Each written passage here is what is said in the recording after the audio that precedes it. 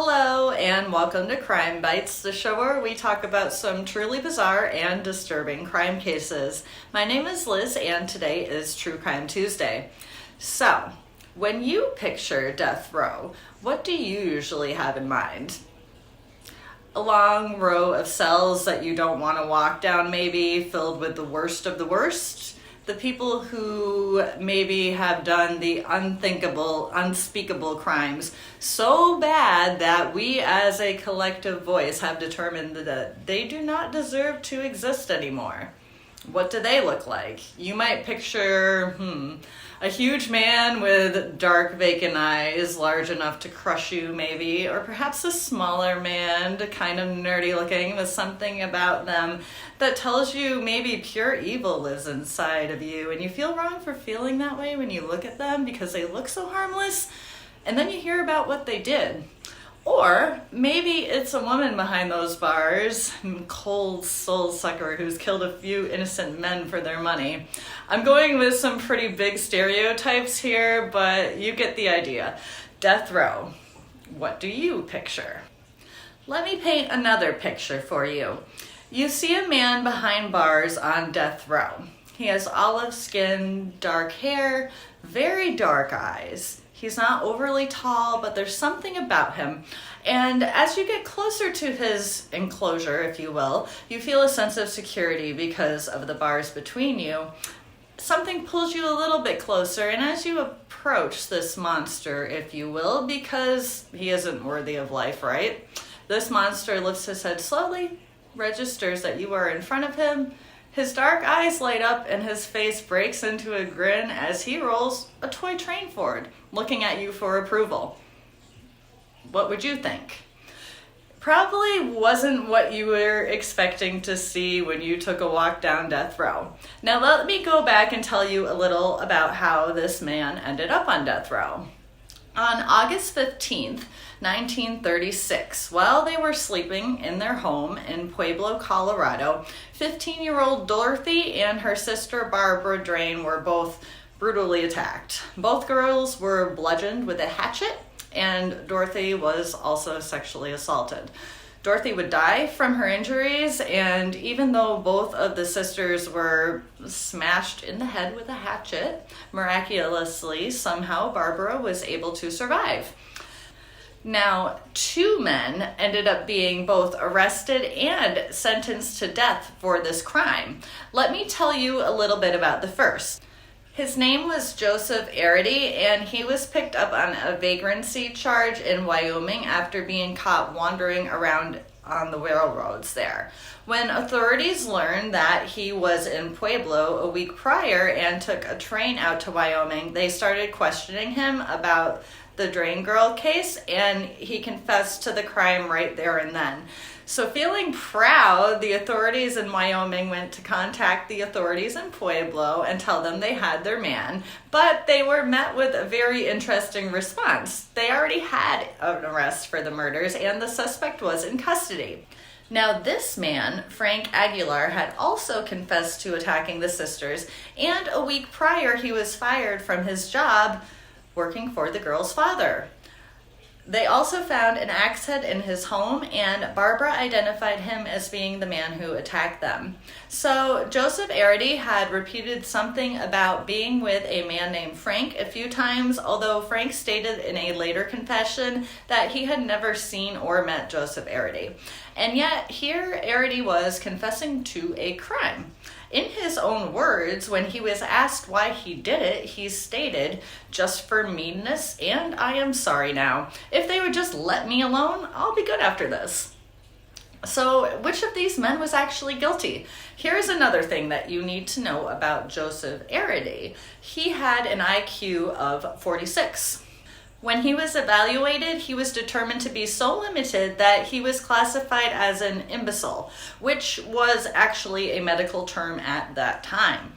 They stated that he would have been incapable of distinguishing between right and wrong, and therefore would be unable to perform any action with a criminal intent. Okay, so that solves it, right? wrong. Both men were tried independently of one another for the same crime, and both ended up being convicted of this crime. I'm not even sure how this can happen legally, although I did read that they thought at one point that they were working together, mostly based on Arity's coerced testimony, and then based on a statement given by Frank that he later stated that he was coerced into making. So they ran with what they had that could convict both men. There was also added pressure from the media at this time because of the horrible nature of the crimes and the age of the victims. One example of such headlines actually read, "People of Colorado blamed for imbeciles running loose," with the subheading reading, "Some of them are dangerous criminals, some of them are sex perverts, hundreds of them are hidden in homes under the watchful care of loving relatives." I mean, so that really helped with what was going on, but it definitely does explain the state of mind of the people of Colorado were in for the most part. It was so bad that the chief had to separate the two men while they were being tried so that they would not be lynched. So either way, it still just blows my mind how this went down for so many reasons.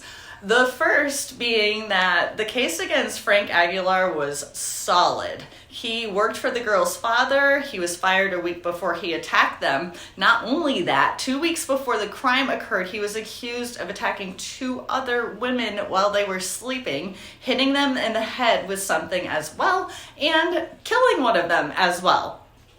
On top of that, they found the axe head in his home. He confessed to the crime, and Barbara Drain identified him as the man, not men, man who attacked her while she slept and assaulted and murdered her sister.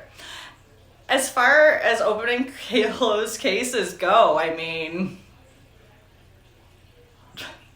yikes.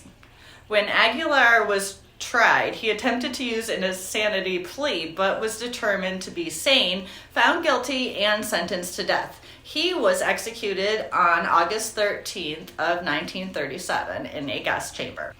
So at this point, why is Joseph Arity even still being tried for this crime? Because they still had a confession for it, perhaps? Either way, despite having no actual evidence against him besides his statement, with actual evidence along the statement that he had admitted to crimes that he could not have committed. He wasn't in the same state even. He admitted to crimes that he didn't commit. They have that as proof. But even with that, he was still convicted. The detective who originally questioned Arity was the main witness, and he admitted to prying most of the confession out of Arity. He also stated originally when handing Arity over that he was unquestionably insane, yet in court he changed his opinion to be that Arity was sane enough to know right from wrong. Unfortunately, the jury agreed and sentenced Arity to death as well. There are just a whole bunch of other straight-up failures and blatant disregard for what was happening throughout this whole process that, I mean, it basically makes you straight up question humanity. And when they told Arity his sentence, he was unaffected. He had no idea what was going on. He didn't realize the magnitude of what was happening. So now Arity is on death row, and he is now known as the happiest man on death row, mostly for his childlike disposition. He loved to play with toys, specifically a toy train that the warden gave him that he ultimately left to a fellow inmate when he was finally executed. That's right. Despite over 9 petitions to appeal the decision and an exorbitant amount of evidence to the contrary, the decision was upheld and Joseph Arity was executed at the age of 23 on January 6, 1939 in a gas chamber. While he was being executed, the warden wept. Now, the warden apparently was a really great guy, and he was credited for making Arity's life a lot easier while he was on death row, along with a whole bunch of other great prison reforms, but honestly, something really still bothers me about that. He stated the man you killed tonight is 6 years old. He has no idea why he dies. And yet, when it came down to it, he did nothing to stop it. No one did. They just felt really bad. I mean, I'm sorry, this didn't have to happen. It just blows my mind. But they felt like they had to. What do you think? Anyhow, it wasn't until 2002 that our Supreme Court ruled that it was cruel and unusual to execute people who were mentally impaired. So, the death penalty has always been a hot topic, and one of the best arguments against it is that what if we kill an innocent person? I mean, we have, so it's a pretty solid argument, and I'm on board with it. Anyways, there was a movie that came out in 2003 called The Life of David Gale.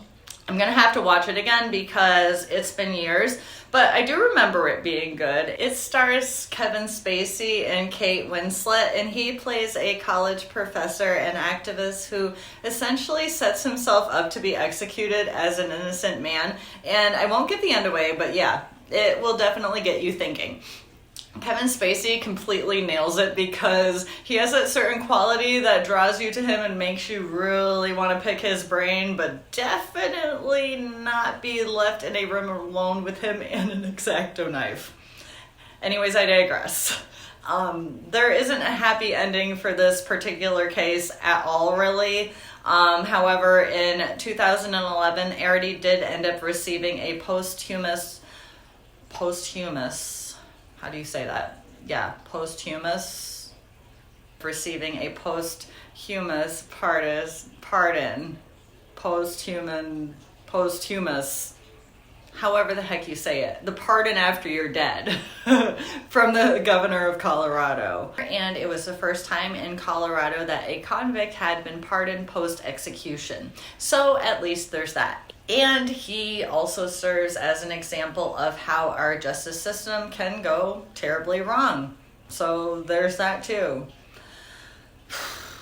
And that's going to do it for today's story. But as always, let's try to end today on a more positive note. So in 1983, we had a similar situation where a man named Earl Washington was arrested for crimes including rape and murder. His IQ was determined to be below 69. He did not know all the letters of the alphabet, but because he had waived his right to remain silent, the court determined that his confession was still valid and ended up sentencing him to death as well. Fortunately for Earl, days before his execution, he was cleared by DNA evidence, pardoned by the governor, and subsequently released, which is great, but we still ended up with an innocent man on death row in another case where even that should not have happened. So I don't know. What do you guys think about this one? Can we really play God? I mean, we are, but should we be? I don't know. Until next time, stay safe out there, and I hope you have an excellent start to your December. Bye!